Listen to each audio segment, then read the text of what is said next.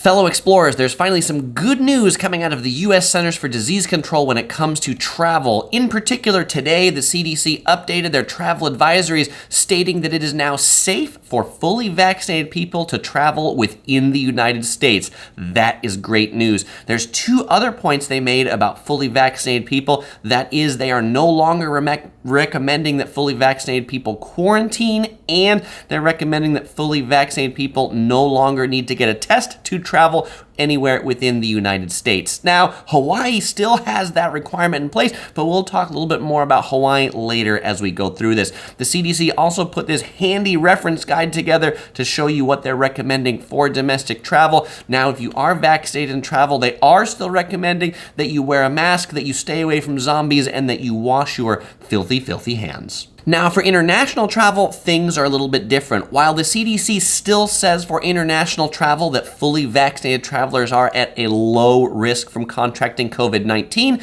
they do cite the new variants that are out there potentially increasing the risk of spread. And so fully vaccinated travelers returning to the United States are still required to get a COVID-19 test 3 days before they come back to the U.S., and they're also advised to get a COVID-19 test 3 to 5 days after their return to the U.S. Now, of course, that actually assumes the destination that you want to go to is letting international travelers in. Many countries around the world are still closed to Americans. So now I know a lot of people are probably wondering, Chris, how does this affect Hawaii? Well, as I mentioned earlier, Hawaii still has their safe travel program in place, which requires travelers to get a negative COVID-19 test prior to arriving in Hawaii. Now, the Hawaii government is rumored to be working on a vaccine passport program to allow people to not quarantine, provided that they've got their COVID-19 vaccine. This recommendation coming out of the CDC will likely put some increased pressure on Hawaii to get that program rolling.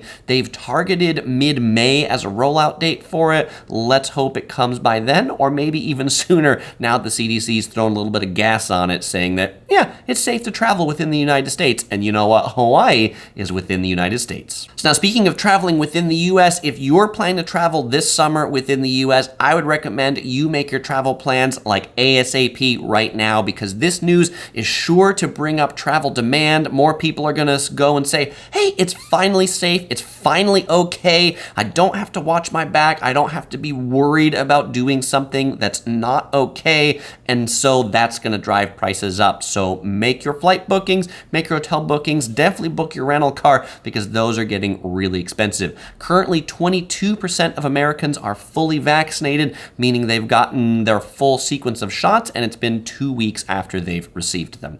Now, this still doesn't help international people coming to the U.S. because there's still a number of travel bans in place, in particular from Europe and the U.K.